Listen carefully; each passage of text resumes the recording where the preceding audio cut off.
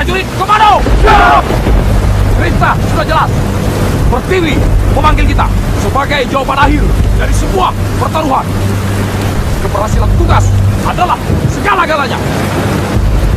Lebih baik pulang nama daripada gagal di medan tugas. Komando! Komando! Komando! Komando! Komando! Halo Sobat Baku Hantam, lebih baik pulang nama daripada gagal di medan laga adalah semboyan yang lekat dengan komando pasukan khusus yang disingkat menjadi Kopassus. Akhir-akhir ini topik mengenai pasukan khusus, mengenai pasukan elit Indonesia ini menjadi hangat kembali untuk diperbincangkan, meskipun kita sering memperbincangkannya atau para channel-channel para pengamat militer abal-abal juga sering mengangkat tema ini. Namun ya, mari kita bahas lagi lah ya kan. Pasti rame nih ya kan. AdSense terus. Kopassus merupakan bagian dari Komando Utama Kotama Tempur yang dimiliki oleh TNI Angkatan Darat. Kopassus memiliki kemampuan khusus seperti bergerak cepat di setiap medan, menembak dengan tepat, pengintaian dan anti teror. Dengan motonya berani, benar, berhasil. Ngeri bukan motonya? Jangan bercanda-bercanda bos kalau bahas Kopassus ya kan. Tugas Kopassus adalah operasi militer perang, diantaranya direct action, serangan langsung untuk menghancurkan logistik musuh, combat SAR, anti-teror, advanced combat intelligence alias operasi intelijen khusus.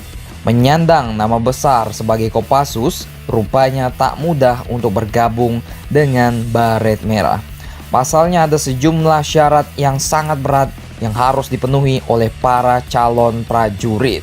Ini buat kalian yang bercita-cita jadi Kopassus, jadi anggota Baret Merah ini, wajib nih kalian memenuhi kualifikasi ini. Karena tidak perlu diragukan lagi, Kopassus ini memang harus memiliki kemampuan fisik yang lebih unggul dari prajurit biasa di atas rata-rata prajurit TNI lainnya. Dan tidak sembarangan tentara yang bisa bergabung dengan Korps Baret Merah ini. Pasalnya untuk menjadi prajurit Kopassus bukanlah hal yang mudah. Selain kuat, Anda juga harus cerdas. Yang IPK-nya 1/4 nih agak-agak sulit sih bos.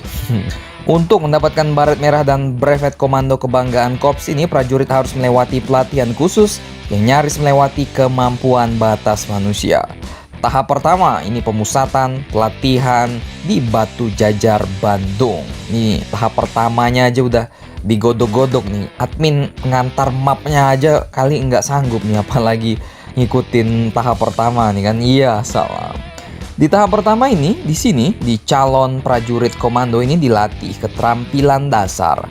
Ini seperti menembak, teknik dan taktik tempur, operasi raid, perebutan cepat, serangan unit komando, navigasi darat, dan berbagai keterampilan lainnya. Sedangkan tahap kedua ini dilaksanakan di hutan gunung. Buat kalian anak-anak gunung nih, bisa jadi kalian daftar Kopassus nantinya kan, biar kalian tahu kerasnya survival di hutan. Di tahap hutan gunung ini, para calon prajurit komando berlatih untuk menjadi pendaki serbu, penjejakan, anti penjejakan survival di tengah hutan. Dan dalam pelatihan survival, calon prajurit komando harus bisa bertahan hidup di hutan dengan makan apa adanya yang tersedia di hutan bos. Ya kalau kagak ada makanan, tewas ente di hutan ya kan. Kalau ada monyet yang dihajar. Kalau ada ular ya ular yang dihajar. Kalau nggak ada apa-apa ya makan daun-daun yang dimakan monyet ya kan. Atau buah-buahan yang tersedia di hutan. Pokoknya kalian harus bisa bertahan hidup di hutan. Asal hutannya nggak berubah jadi hutan sawit aja ya bos. Iya salah. Pedas sih. Mau perang gerilya hutannya jadi hutan sawit. Gimana nih Bapak Lord nih? Serius lah men, oke. Kerja. Asma.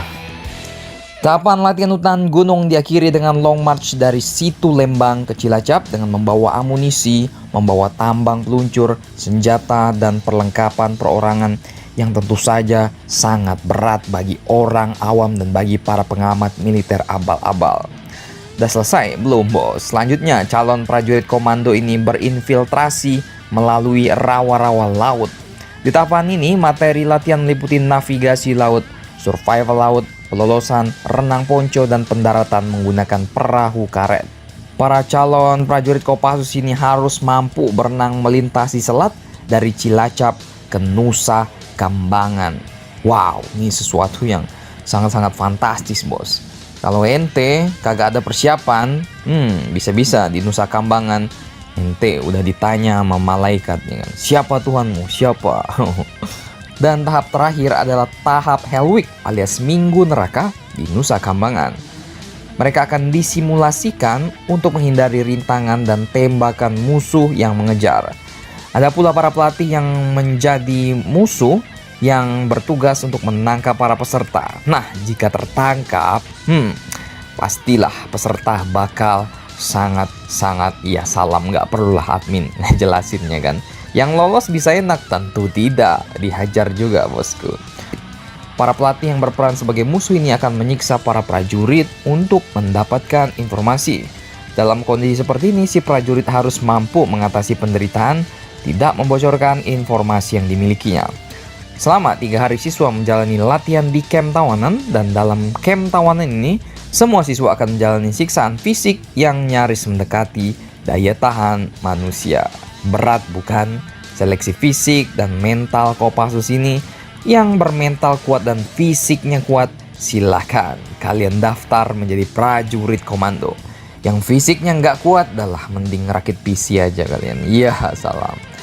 Beberapa operasi yang dilakukan oleh Kopassus diantaranya adalah Operasi Penumpasan DI TII, Operasi Militer PRRI alias Permesta, Operasi Trikora, Operasi Dwikora, Penumpasan G30 SPKI, PP Radi Irian Barat, Operasi Seroja di Timur Timur, Operasi Pembebasan Sandera di Bandara Don Muang Thailand alias Operasi Woila, Operasi GPK di Aceh, Operasi Pembebasan Sandera di Mapenduma, Operasi Pembebasan Perompak Somalia, dan berbagai operasi militer lainnya. Ini yang cukup ramai, pasukan khusus, pasukan elit, ya kan, operasi-operasi, ya kan? Ada juga yang bilang operasi Petamburan Operation. Nih, topik-topik pasukan elit dan pasukan khusus Indonesia ini sangat menarik untuk kita simak ke depannya, karena para prajuritnya ini benar-benar paten. Kalau soal fisik dan kemampuan menembak dan mental, admin tidak akan meragukan kemampuan pasukan elit atau pasukan khusus Indonesia, bos. Namun kalau soal teknologi, ya kita harus lebih banyak belajar lagi kepada Londo-Londo atau kepada Turki mungkin, ya kan, biar afdol, ya kan. Iya, salah. Bagaimana menurut kalian? Adakah yang bercita-cita untuk menjadi pasukan khusus Baret Merah ini? Atau kalian ingin menjadi Paskas atau Denjaka atau Kopaska? Semangat, karena kalian harus melewati tahapan-tahapan yang cukup membuat bulu jemari kita sebagai orang awam merinding. Tugasin ke Papua, tugasin ke Aceh, bos. Udah, bos, sudah ditugasin. Hanya nggak dipublikasikan ke inilah, ke publik lah. Kan rahasia negara juga harus dirahasiakan. Silakan mau subs boleh, kagak juga kagak apa-apa. Tapi tetap pastikan baku hantam kalian di warung pecel lele di Nusa Kambangan.